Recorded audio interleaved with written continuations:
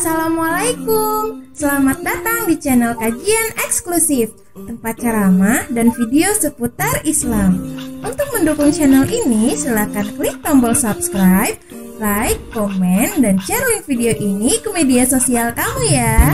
Semoga kita semua mendapat pahalanya. Jazakumullahu khairan.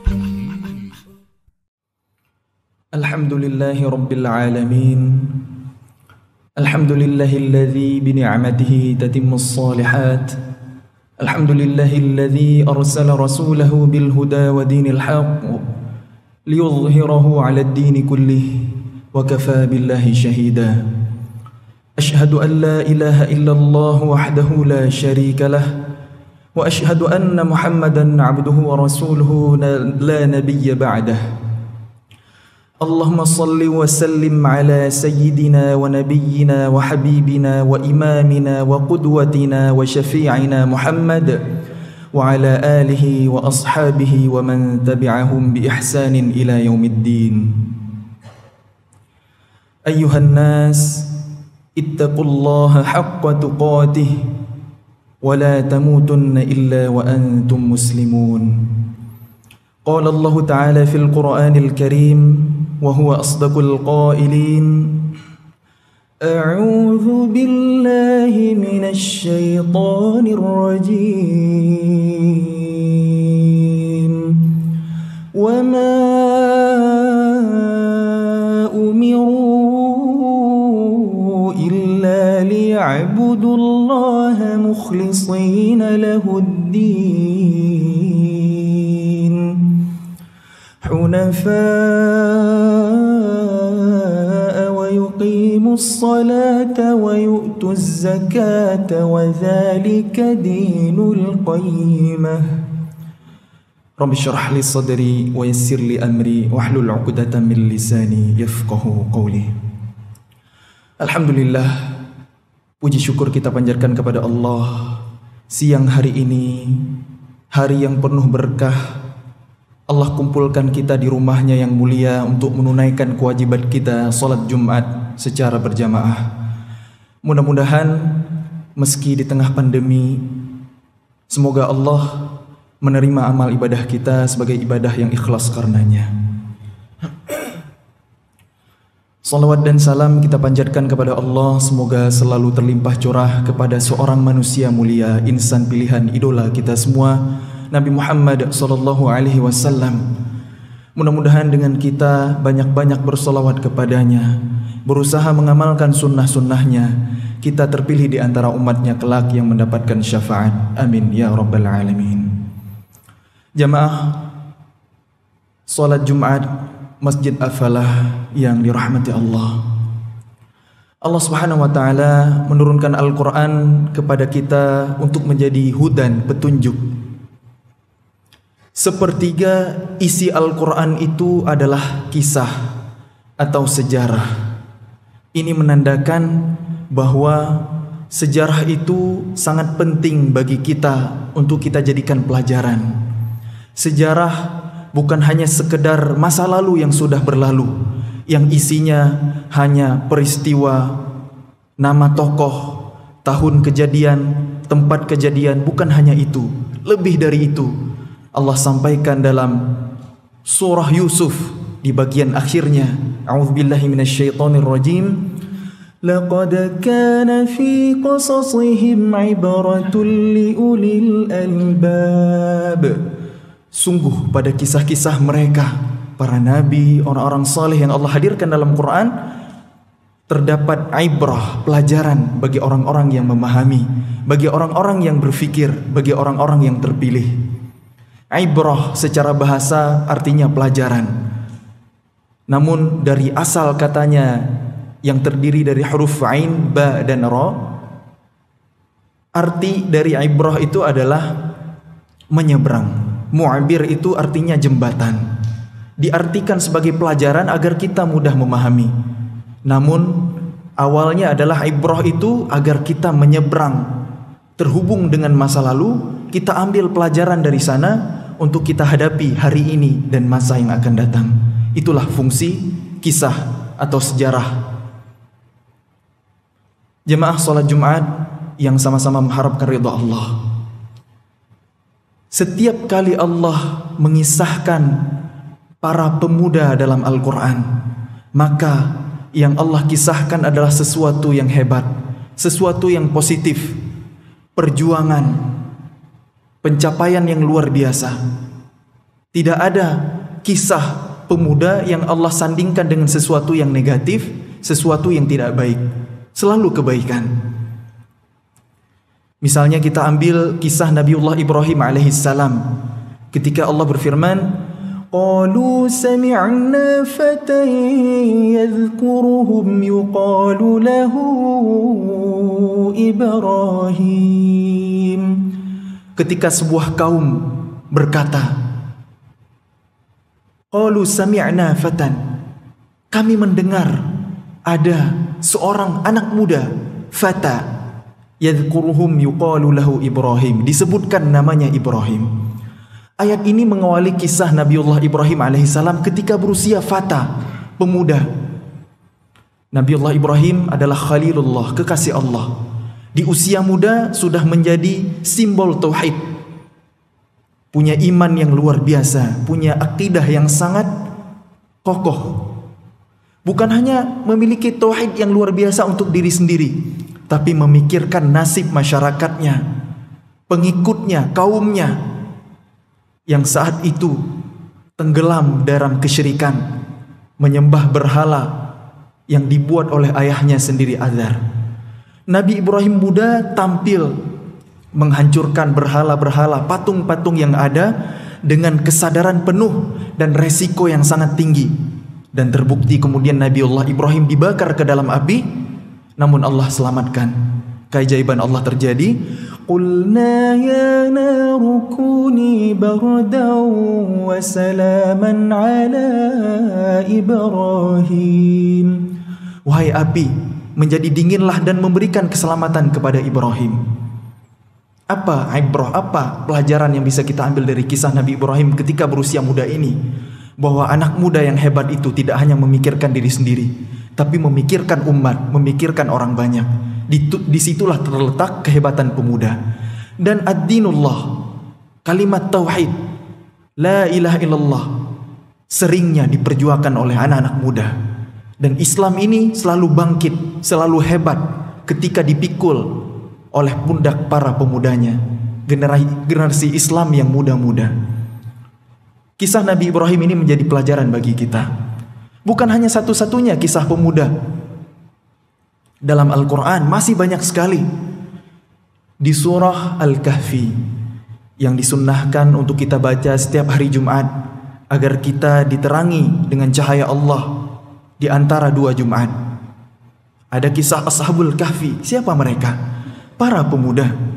Innahum fityatun amanu bi rabbihim wa zidnahum huda.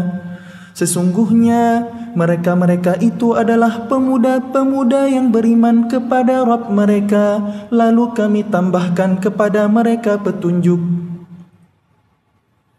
Pemuda yang beriman kepada Allah. Ashabul Kahfi yang menurut pendapat ulama ahli sejarah jumlah mereka adalah 7 orang. Ketika mereka berdakwah kepada penguasa yang zalim di masa itu, Raja Dikyanus, yang memaksa mereka untuk meninggalkan keimanan, menanggalkan akidah. Di saat mereka sudah sepenuh hati berjuang, tidak ada solusi lagi yang lain, terpaksa mereka menyelamatkan diri. Dan keajaiban dari Allah kembali terjadi. Mereka Allah tidurkan di dalam gua selama 300 ditambah 9 tahun. Itulah para pemuda yang memiliki iman yang luar biasa, yang selalu berjuang berdakwah fi sabilillah, yang memperjuangkan kalimat thayyibah, kalimat tauhid, la ilaha illallah. Kemudian kita lihat satu kisah lagi, Nabiullah Yusuf alaihissalam, yang waktu itu juga berusia fata. Wa qala niswatun fil madinati imra'atul aziz turawidu fataha an nafsihi. Ketika berusia fata, perempuan-perempuan di negeri Mesir membicarakan istri Al-Aziz, istri seorang raja yang menggoda, merayu, berusaha menundukkan pemudanya, fataha. Nabiullah Yusuf yang waktu itu berusia muda, syahwat bergelora, diajak berbuat nista, berbuat keji, berbuat zina oleh seorang perempuan yang punya kedudukan, istri raja yang cantik jelita. Nabiullah Yusuf jauh dari keluarga, aman, bahkan pintu-pintu ditutup rapat. Wa ghallaqatil abwab wa qalat hayta lak. Tapi Nabiullah Yusuf yang berusia muda waktu itu mampu berkata, qala ma'adzallah, aku berlindung kepada Allah. Yang nyaris sulit sekali kita temukan pemuda hari ini mampu berkata seperti itu jika dihadapkan dengan situasi yang sama. Itulah potret pemuda, dengan karyanya, dengan pencapaiannya, selalu kehebatan, selalu hal-hal yang positif yang Allah gambarkan. Dan masih banyak lagi kisah-kisah yang lain. Ada ashabul ukhdud, para pemuda yang dilempar ke dalam parit api karena mereka mempertahankan keimanan mereka. Ada kisah Nabiullah Musa yang berusia muda, dan masih banyak sekali yang lain. Maka ini menjadi sinyal, menjadi peringatan bagi kita para ayah yang memiliki anak-anak yang berusia muda. Allah akan menanyakan kepada kita nanti di yaumil mahsyar nanti, sudahkah kita bekali mereka dengan keimanan, dengan tauhid yang benar, dengan ilmu agama, agar mereka menjadi pribadi-pribadi yang hebat, atau malah mereka menjadi beban di masyarakat ini? Mudah-mudahan kita bisa menyiapkan jawabannya. Kemudian kita beralih ke zaman Rasulullah SAW. Dakwah Nabi selalu didukung, selalu disambut oleh anak-anak muda. Kita lihat data 10 sahabat Nabi al-Mubashshiruna bil Jannah yang dijamin surga. Hanya 3 orang yang di atas 30 tahun. Abu Bakar As-Siddiq, Uthman bin Affan, dan Abdurrahman bin Auf yang pas 30 tahun. 7 di antara mereka semuanya di bawah 30 tahun, bahkan 5 di antara mereka di bawah 20 tahun. Kemudian 7 sahabat Nabi yang lain yang meriwayatkan hadis paling banyak adalah sahabat-sahabat Rasulullah yang usia muda, usia kecil.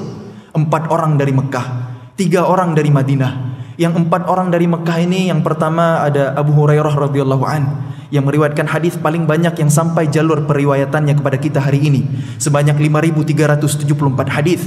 Aslinya dari Yaman memang, tapi tinggal di Mekah. Yang kedua ada Sayyidah Aisyah radhiyallahu anha, putri sahabat Nabi Abu Bakar As-Siddiq radhiyallahu an, anak sahabat Nabi, kebayang usianya, yang dinikahi oleh Nabi ketika berusia 9 tahun, yang hikmahnya adalah dengan kecerdasan Sayyidah Aisyah bisa merekam setiap aktivitas yang ada di dalam rumah tangga Nabi dengan detail. Seorang perempuan yang paling cerdas di umat ini. Yang ketiga ada Abdullah ibn Umar, anak Umar bin Khattab radhiyallahu an, anak sahabat Nabi.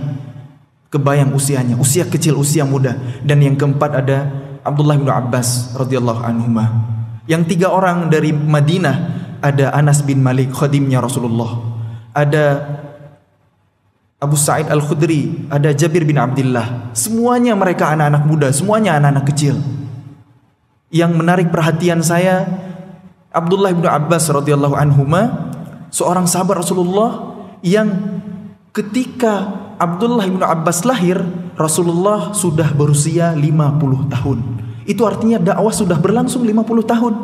Sudah terlambat start 10 tahun Abdullah bin Abbas. Namun Abdullah bin Abbas adalah salah seorang sahabat Rasulullah, bukan hanya meriwayatkan hadis yang banyak, orang yang paling faham Al-Quran di umat ini, orang yang paling mengerti ilmu tafsir, itulah Abdullah bin Abbas radhiyallahu anhuma. Mana ayat yang turun di siang hari, mana ayat yang turun di malam hari, semuanya diketahui oleh Abdullah bin Abbas. Padahal baru belajar kepada Rasul saat usia SD-nya kalau kita bandingkan dengan zaman hari ini. Cuma sempat berguru ke Rasulullah 4 tahun lamanya, tapi memiliki kecerdasan yang luar biasa. Berkah dari doa Nabi, Allahumma faqihu fid din wa 'allimhu ta'wil. Itulah kualitas pemuda dalam Islam. Apalagi karya Abdullah bin Abbas yang lain. Belajar kepada Rasulullah hanya 4 tahun. Ketika Rasulullah wafat dalam usia 63 tahun, itu berarti Abdullah bin Abbas baru berusia 13 tahun. Dan ketiga usia Abdullah bin Abbas 16 tahun, diutus oleh Khalifah Umar bin Khattab radhiyallahu an untuk mendebat orang-orang Khawarij yang jumlah mereka 6.000-an orang. Orang-orang Khawarij ini sahabat-sahabat, orang kelompok yang sesat, yang isinya anak-anak muda, yang mereka punya ghirah, semangat beragamanya tinggi, tapi akidah mereka menyimpang, pemahaman mereka keliru. Yang berbahayanya mereka tidak segan untuk membunuh siapapun, termasuk sahabat Nabi sekalipun, yang tidak sepemahaman, yang tidak sepemikiran dengan mereka. Sangat berbahaya sekali. Tapi karya satu orang anak muda, Abdullah bin Abbas, yang waktu itu berusia 16 tahun, diutus oleh Khalifah Umar mendebat mereka. Diajukan pertanyaan demi pertanyaan, dijawab dengan argumentasi, dengan dalil yang sempurna. Lebih dari setengah mereka kembali ke akidah yang benar, kembali ke iman yang lurus. Karya anak muda usia 16 tahun. Itulah kualitas pemuda Islam. Kemudian ada lagi Usamah bin Zaid, yang ketika usia 17 tahun menjadi panglima perang, menjadi jenderal besar, menggantikan seniornya Khalid bin Walid, memimpin pasukan dalam jihad fisabilillah, meraih kemenangan yang gemilang. Anak muda 17 tahun. Sekarang pertanyaannya, apa yang dilakukan oleh Rasulullah? Bagaimana Rasulullah mendidik sebagai manusia terbaik, mendidik sahabat-sahabatnya sehingga menjadi pribadi-pribadi hebat yang luar biasa? Jawabannya adalah karena dipandu oleh wahyu. Karena mereka belajar iman sebelum Quran. Mereka faham adab sebelum ilmu. Mereka tahu ilmu sebelum amal. Dan tidaklah Al-Quran diturunkan melainkan urutannya, kurikulumnya adalah dari langit langsung. Itulah rahasia sukses pendidikan Rasulullah. Seorang ahli sejarah Islam, Syekh Profesor Dr. Munir Ghadban hafizahullah ta'ala, menulis sebuah kitab Al-Quran Kaifa Yubarnijul Hayah, bagaimana Quran memprogram kehidupan. Beliau menemukan fakta bahwa Al-Quran itu terdiri dari 3 tema besar berdasarkan urutan turunnya. Surah-surah Al-Quran yang terdiri dari 114 itu, sepertiga yang pertama, 38 surah yang pertama kali turun, itu temanya adalah islah an-nafs atau islah al-fard, tentang memperbaiki pribadi. Salah satu surah yang termasuk dalam sepertiga awal misalnya surah Al-Jumu'ah, di ayat keduanya Allah berfirman, وَالَّذِي بَعَثَ فِي الْأُمِّيِّينَ رَسُولًا مِّنْهُمْ يَتْلُو عَلَيْهِمْ آيَاتِهِ وَيُزَكِّيهِمْ. Apa fungsi Al-Quran? Dialah Allah yang mengutus seorang rasul ke tengah-tengah kaum yang buta huruf, kemudian membacakan kepada mereka ayat-ayat Allah untuk menyucikan jiwa mereka. وَيُزَكِّيهِمْ. Jadi itu fungsi Al-Quran. وَيُزَكِّيهِمْ. Apakah selama ini mungkin kita hanya sekedar membaca Al-Quran? Itu baik, itu bagus, itu berpahala. Setiap huruf 10 kebaikan, jelas. Tapi Al-Quran belum menjadi petunjuk sebelum kita pahami dengan benar. Kapan Quran itu bisa menyucikan jiwa kita? Kalau pesan-pesannya belum pernah sampai ke dalam hati, ke dalam jiwa kita, ke dalam jiwa anak-anak kita, keluarga kita, masyarakat kita, maka kita butuh penerang di umat ini. Kita butuh ulama-ulama yang akan menuntun masyarakat agar mengenal Rabbnya, agar faham kitab sucinya, agar Quran itu menyucikan jiwa masyarakatnya. Itu tahapan yang pertama. Membersihkan penyakit hati, baik kesyirikan dalam rangka hablu minallah ataupun penyakit hati hablu minan nas, iri, dengki, hasad dan lain sebagainya. Itu yang pertama, sepertiga yang pertama, islah an-nafs, memperbaiki pribadi. Sepertiga yang kedua, islah al-mujtama', tentang memperbaiki masyarakat. Baru sepertiga yang ketiga, 38 surah yang terakhir, karena 38 itu adalah sepertiga dari 114, pas sekali, baru islah ad-daulah, tentang memperbaiki negara, memperbaiki peradaban, memperbaiki kekuasaan, memperbaiki pemerintahan. Itu urutannya. Maka kalau hari ini ada yang berdakwah, ada yang berjihad di bidang ekonomi, ada yang berjihad di bidang politik, itu harus ada. Tapi tetap cita-cita dakwah yang ideal tidak akan pernah sampai kalau masyarakatnya belum siap. Kita ingin nilai-nilai syariat ini tegak. Itu sulit kalau masyarakatnya belum siap. Kita akan melihat kualitas zaman misalnya, ketika seorang pemimpin yang ahlul Quran, yang ahli ilmu, memimpin daulah Islamiyah waktu misalnya daulah Bani Umayyah. Khalifah Umar bin Abdul Aziz waktu itu memegang tahta kekuasaan saat kondisi negara Islam waktu itu sedang sulit-sulitnya, ekonomi terpuruk, lagi rumit. Namun di tangan Umar bin Abdul Aziz yang hanya memimpin selama 29 bulan, kurang dari 3 tahun, kemiskinan tidak ada. Orang yang menjadi mustahik zakat itu tidak ada. Bahkan harta Baitul Mal itu melimpah ruah. Itulah keberkahan dari seorang pemimpin yang ahlul Quran, yang ahli ilmu. Dan pemimpin yang seperti itu tidak muncul dari masyarakat yang biasa-biasa. Itu adalah seorang pemimpin adalah cermin dari masyarakatnya. Ketika Khalifah Umar bin Abdul Aziz dilantik menjadi khalifah, ada ulama penasihat negara memberi wejangan, memberi nasihat. Di kesempatan yang lain Umar bin Abdul Aziz berkomentar, anak saya Fulan bin Umar bin Abdul Aziz bisa menjelaskan ilmu yang lebih baik daripada ulama penasihat negara. Itu artinya Umar bin Abdul Aziz sendiri lebih ahli ilmu lagi daripada ulama penasihat negara, bahkan anaknya lebih baik kualitas keilmuannya. Maka wajar waktu itu wilayah kekuasaan kaum muslimin yang lebih dari 2/3 bumi semuanya sejahtera, merasakan keadilan, bahkan dirasakan oleh hewan sekalipun. Khalifah perintah ke gubernurnya, salurkan harta Baitul Mal kepada orang yang berhak. Sudah wahai khalifah, ternyata harta Baitul Mal masih bersisa banyak sekali. Kalau begitu kumpulkan orang-orang yang berhutang, al-gharim, yang hutangnya bukan karena foya-foya, yang hutangnya bukan karena kelalaian. Enggak apa-apa kalau dia punya aset, dia punya mobil, punya rumah, lunaskan hutangnya, pakai uang negara, pakai harta Baitul Mal. Sudah dilakukan, masih bersisa. Kemudian diperintahkan lagi, nikahkan setiap pemuda yang ingin menikah karena tidak punya biaya untuk mahar ataupun walimah untuk resepsi. Nikahkan semuanya. Sudah wahai khalifah, masih bersisa juga. Kalau begitu beli biji-bijian, beli gandum, tebar di alam-alam bebas, terutama di puncak musim dingin, di berbagai ketinggian, agar tidak ada orang yang berkata ada seekor burung mati di negeri kaum muslimin. Itulah kesejahteraan masa lalu. Kenapa kita harus tahu sejarah ini? Sekali lagi kita belajar sejarah untuk mengulang kembali kejayaan, kebangkitan peradaban itu. Kita menambahkan masa-masa di mana sejahtera. Maka kita kaum muslimin, apalagi di negara kesatuan Republik Indonesia ini, kaum muslimin punya andil yang besar, punya yang sangat besar sekali. Bagaimana dulu Indonesia merdeka dengan perjuangan para ulama dan santri, berdarah-darah dengan kumandang takbir, teriakan jihad fisabilillah. Maka hari ini kita harus berkontribusi. Mulai dari mana? Mulai dari memperbaiki diri sendiri dengan Al-Quran, baru kita perbaiki masyarakat, baru kita perbaiki di level negara. Semoga Allah bimbing dan semoga kita menaruh perhatian lebih kepada generasi muda, karena selalu peradaban ini, agama Allah diperjuangkan, dipikul oleh anak-anak mudanya. Maka jangan sampai kita hari ini memfasilitasi anak-anak muda kita yang usia remaja dengan gadget, dengan game yang melalaikan. Mereka habiskan waktunya dengan kesia-siaan, bahkan kemaksiatan yang kita nantinya tidak akan mampu menjawab di hadapan Allah ketika ditanya yaumil akhir nanti. Barakallahu li wa lakum fil Qur'anil azim wa nafa'ani wa iyyakum bima fihi minal ayati wadh-dhikril hakim. Fataqabbalallahu minni wa minkum tilawatahu innahu huwas samiul alim.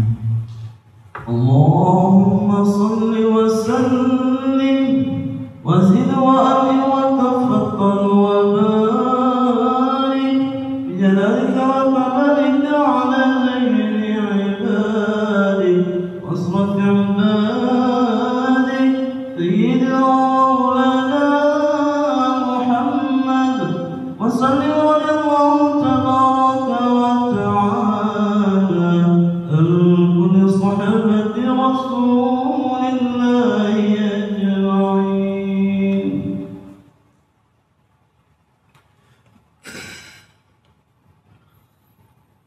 Alhamdulillahi rabbil alamin wal 'aqibatu lil muttaqin wala 'udwana illa 'alal zalimin. Allahumma salli wa sallim ala sayyidina wa nabiyyina Muhammadin wa ala alihi wa sahbihi ajma'in.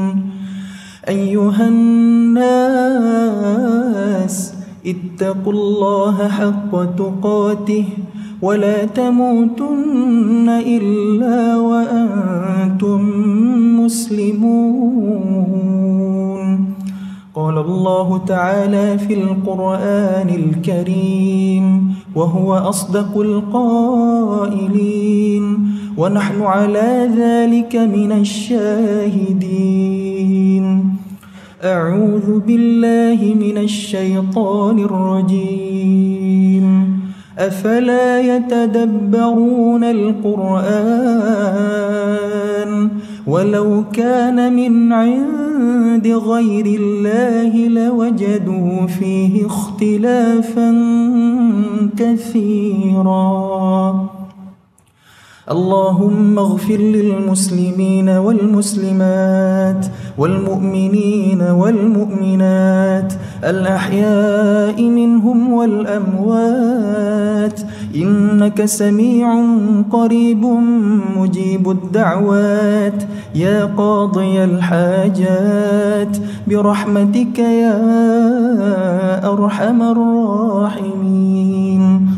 اللهم أعز الإسلام والمسلمين وأذل الشرك والمشركين ودمر أعداء الدين. اللهم اجعل القرآن العظيم ربيع قلوبنا ونور صدورنا وجلاء أحزاننا وهمومنا. ربنا آتنا من لدنك رحمة وهيئ لنا من أمرنا رشدا. ربنا آتنا في الدنيا حسنة وفي الآخرة حسنة وقنا عذاب النار والحمد لله رب العالمين. أقم الصلاة.